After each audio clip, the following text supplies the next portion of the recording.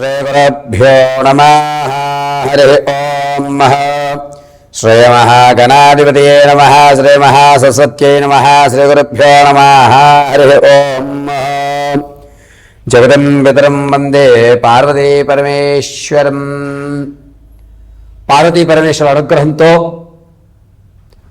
మా గురువుగారి యొక్క కటాక్షంతో నా తండ్రి ఆశీస్సులతో డిసెంబర్ మాసంలో ద్వాదశ రాశి వారి యొక్క ఫలితాలు ఏ విధంగా ఉండబోతున్నాయి, ఈ డిసెంబర్లో అనూహ్యమైన మార్పులు ఏమైనా జరుగుతాయా, ఆర్థికంగా ఏమైనా ఇబ్బందులు తొలగి ఆర్థిక స్థిరత్వం ఏర్పడుతుందా, డిసెంబర్లో ఏదైనా ఉద్యోగం మారేటువంటి అవకాశాలు కానీ, ఉద్యోగంలోంచి మిమ్మల్ని తొలగించేటువంటి అవకాశం కానీ, అదేవిధంగా ఆరోగ్యానికి సంబంధించిన ఇబ్బందులు కానీ, ఇతర సంబంధాలను మీరు విడిచిపెట్టినటువంటి బంధాలు మళ్ళా తిరిగి పునరుద్ధీకరవడం కానీ, విదేశాల్లో ఉన్న వారికి ఈ సమయంలో ఏ విధంగా ఉండబోతోంది డిసెంబర్ నెలంతా కూడా,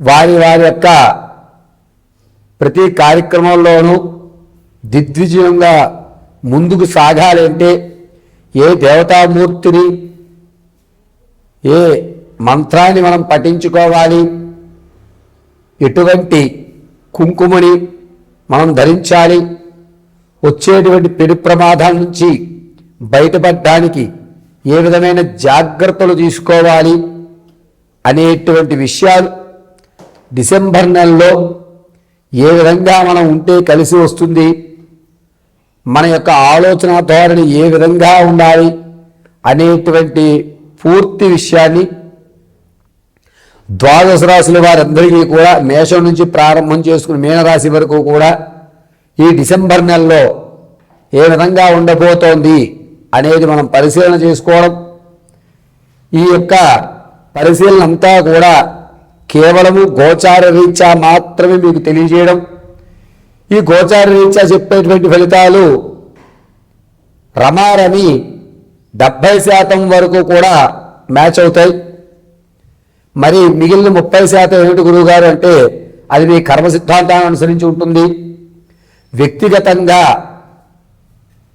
ఇవి గోచార రీత్యా కాబట్టి వ్యక్తిగతంగా మీకు మీ జాతకాన్ని తెలుసుకోవాలంటే కనుక కింద స్క్రోల్ అవుతున్న నెంబర్ని సంప్రదించడం, ఆ నెంబర్లో మీ యొక్క గోత్రము, పేరు, date of birth, place of birth, time of birth వీటిని మాకు పంపించడం,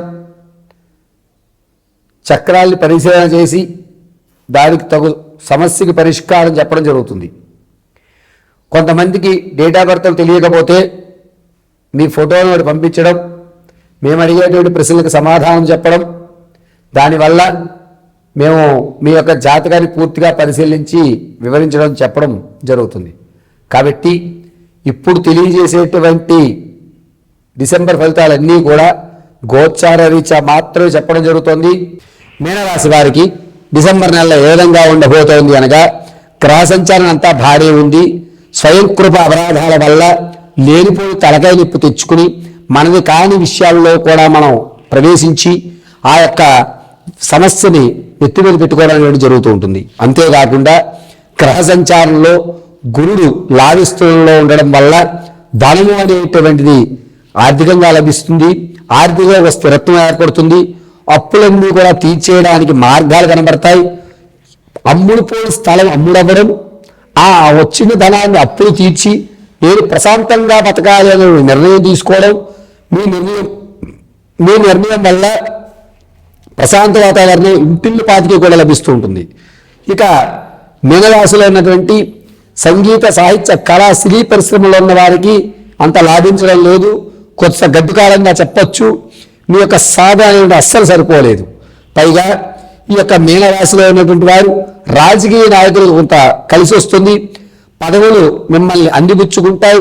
గౌరవమైన స్థితిలో మిమ్మల్ని కూర్చోబెట్టడం జరుగుతూ ఉంటుంది. పార్టీలు మారుతారు. మారినా కూడా పక్క పార్టీలో మీకంటూ ఒక పెద్దపీట వేయడం జరుగుతూ ఉంటుంది. అంతేకాకుండా మీనరాశిలో ఉన్నటువంటి వారు రియల్ ఎస్టేట్లో కానీ, భూ సంబంధితం కానీ వ్యాపారాలు ప్రారంభం చేయాలనుకున్నా కూడా ఈ నెలలో కాస్త ఇబ్బందిదాయకంగానే ఉంది. మీరు తీసుకునే నిర్ణయం ఖచ్చితమే, కానీ ఆ నిర్ణయాలు వేరే వారికి నచ్చకపోవడం, మీరు పెట్టిన పెట్టుబడి అధికంగా పెడుతున్నారని మీకు మీలో అనిపించి స్వయంకృత అపరాధం వల్ల ఒక అడుగు వెనకవేయడం జరుగుతుంది. కాబట్టి రియల్ ఎస్టేట్లో కానీ స్టాక్ మార్కెట్లో కానీ ధనం పెట్టేటప్పుడు ఆచితూచి ధనం పెట్టుకోండి. నష్టం అయితే వచ్చే అవకాశం ఎక్కువగా లభిస్తోంది. ఇక ఎవరైతే వ్యాపారం ప్రారంభం చేద్దాం అనుకుంటున్నారో వారు డిసెంబర్ నెల 11వ తారీఖు నుంచి 28వ తారీఖు మధ్యలో వ్యాపార ప్రారంభం చేసుకోండి. ఇనుముకు సంబంధించి కానీ, పాల ఉత్పత్తులకు సంబంధించి కానీ, అదేవిధంగా గ్రాసరీ ఐటమ్స్కి సంబంధించి కానీ అద్భుతంగా మీకు కలిసి వస్తుంది. మీనరాశిలో భార్యాభర్తల మధ్య కీచులాట్లు అనేటువంటి తగ్గుతాయి. ఇద్దరం ఒక మాట మీద ఉందామని కాపరాన్ని సర్దుదిద్దుకుంటూ ఉంటారు. మీనరాశిలో ఉన్నటువంటి వారు తాత ముత్తాతల నుంచి లభించేటువంటి ఆస్తి రాదు. ఏదో వస్తుందని భ్రమలో మీరు పెట్టుబడి పెట్టడమే తప్ప ఎట్టి పరిస్థితుల్లోనూ మీనరాశి వారికి తాత ముత్తాతల నుంచి వచ్చే ఆస్తి ఎక్కడా కనిపించడం లేదు. స్థిరాస్తులు కానీ చరాస్తులు కానీ మారుస్తూ ఉంటారు. ఈ స్థలం అమ్మి వేరే చోట పెట్టుబడి పెట్టడం, వేరే చోట స్థలం అమ్మి ఇక్కడ పెట్టుబడి పెట్టడం అనేటువంటి డబ్బులు మార్చుకుంటూ ఉంటారు. ఆరోగ్యం విషయంలో కొంచెం జాగ్రత్త వహించాలి. మోకాళ్ళకి సంబంధించిన వ్యాధులు రావడం, మోకాళ్ళలో గుజ్జు అనేటువంటి తగ్గడం, మోకాళ్ళ నొప్పులు అనేటువంటి పెరగడం జరుగుతూ ఉంటుంది. ఇక మీనరాశిలో ఆడవారు విలువైన ఆభరణాలు ఏవైతే ఉన్నాయో వాటిని పోగొట్టేసుకుంటారు. అయ్యో ఇంత ధనాన్ని పోగొట్టుకున్నానా అని ఏ కోసాన్నా కూడా బాధ ఉండదు. పోయింది మంద కాదులే ఉన్నదే మంది అనేటువంటి సామెత కూడా చెప్తూ ఉంటారు. ఇక సంతానం కోసం ఎవరైతే చూస్తున్నారో వారికి ఈ నెల గడ్డుకాలంగా ఉందని చెప్పచ్చు. అవకాశాలు వాతావరణాలు మీకు అనుకూలించినా నిలబడేటువంటి వ్యవస్థ లేదు. ప్రసవానికి ఉన్నటువంటి వారు మీకు ఇచ్చిన డేట్ కంటే 2-3 రోజులు ముందుగానే ప్రసవం జరుగుతుంది. జనించేటువంటి శిశువు కొంచెం బరువు తగ్గినా కూడా ఆరోగ్యదాయకంగా ఉంటాడు. అదిలోనూ పుత్ర సంతానానికి ఎక్కువ అధికారం లభిస్తుంది. ఇక వివాహం కోసం చూసేటువంటి వారు ఈ నెలొద్దులే 2026 నుంచి ప్రారంభం చేద్దాం, ఈ ఒక నెల నేను ప్రశాంతంగా ఉంటాను అని మీరే చెప్పడం, వద్దనుకోవడం, వివాహాలు చూడడం అనేది ఈ నెల ఆపివేస్తూ ఉంటారు. ఒకవేళ ప్రయత్నాలు చేస్తున్న వారు ఎవరైతే ఉన్నారో వారు కూడా ఈ నెల అయిపోవడం చాలా మంచిది. కలిసి వచ్చేటువంటి అవకాశం ఎక్కడా లేదు. ఇక మీనరాశిలో ఉన్నటువంటి వారు విదేశాల్లో ఉన్న వారికి మాత్రం పర్వాలేదని చెప్పచ్చు. ఆరోగ్యం కానీ, ఉద్యోగపరంగా కానీ, స్థిరత్వ పరంగా కానీ పర్వాలేదు, బాగానే ఉంది అనేటువంటి నానుడు ఉంటుంది తప్ప ఎక్కడ ఎట్టి పరిస్థితుల్లో ఏ ఇబ్బందులు కలగవు. ఈ నెలంతా కూడాను ఈ మీనరాశి వారు ప్రతి నిత్యము కూడా సౌందర్యలహరి వినడం లేదా సౌందర్యలహరి పఠించుకోవడం, నిత్యము అమ్మవారి ధ్యానం చేయడం, కుదిరితే కనకాంబరాలతో అర్చన చేయడం చాలా మంచిది. మీ స్థితిగతులన్నీ కూడా ఒక సమయత్వంతో ఏర్పడి రానున్న రోజుల్లో అమ్మవారు అద్భుత అవకాశాలు మీకు కలగజేస్తూ ఉంటుంది. ప్రతిరోజు మీనరాశి వారు చందనాన్ని అడ్డంగా పెట్టుకోండి, మధ్య భాగంలో కుంకుమ ధరించండి. సర్వము జగదాంబిక అనుగ్రహం కలుగుతూ ఉంటుంది.